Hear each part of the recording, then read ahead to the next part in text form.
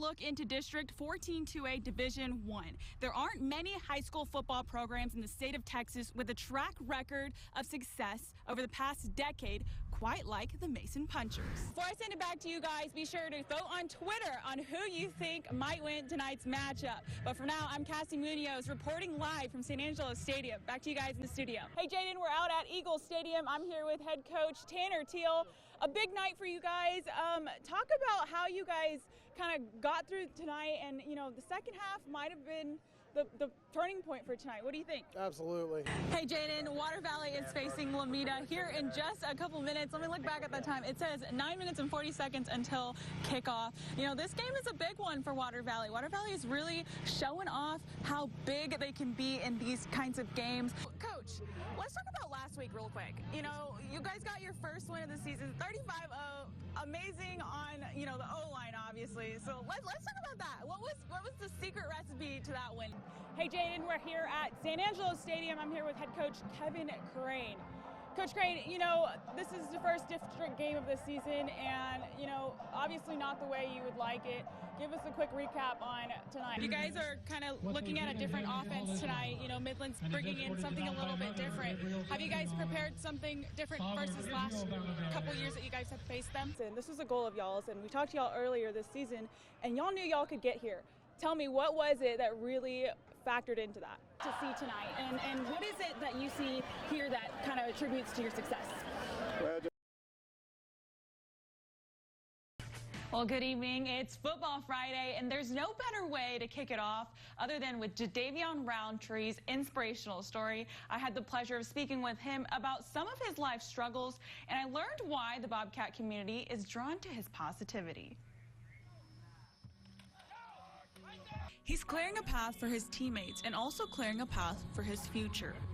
Jadavion Roundtree lost his mother at 16. He now lives with his older sister and younger sister, whose health is in decline. I see it as a struggle, but I also see it as a motivation. Like, it's a struggle because that is my mother, depression, and then on top, that's my little sister.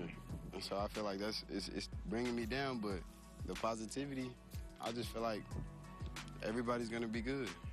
And with the grace of God, I believe everybody's gonna be good.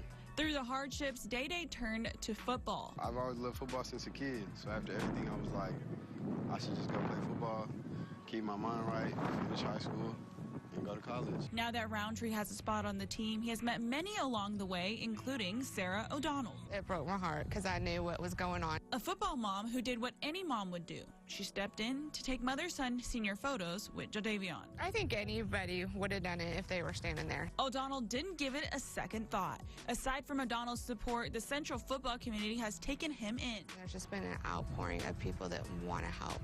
Tamika, Roundtree's older sister, who he refers to as his sister mom, appreciates how strangers would be willing to lend a hand or even a hug.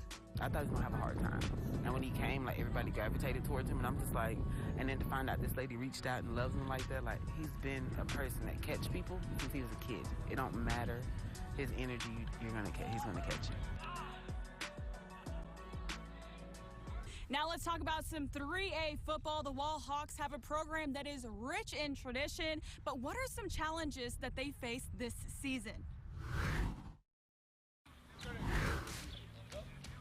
This year, the Hawks face a hurdle they haven't faced in the last couple of seasons. We have 0 returners on defense, and we have 3 returners on offense. And so we're going to be very thin both sides of the ball coming out and very inexperienced. But I don't think that that's going to be a big issue for us. I foresee, those kids being able to lean on our coaches and our coaching staff to get us through those tough games, and especially the tough preseason that we've got to play.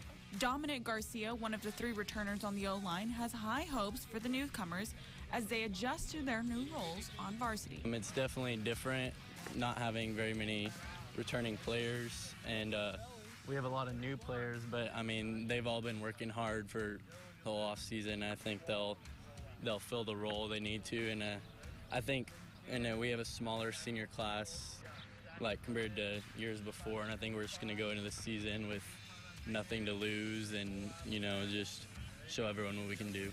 The newbies aren't the only ones that have to make adjustments. Jacob Richardson talks about the returners' roles as leaders. It's really important, especially with not many of those guys playing last year from the coming junior class. Just trying to be there, teach them as much as we can, especially being a lot slower this year. And then moving up fast pace, we're going to have to, us three, me, Gabe, and Dom, are going to have to really step up.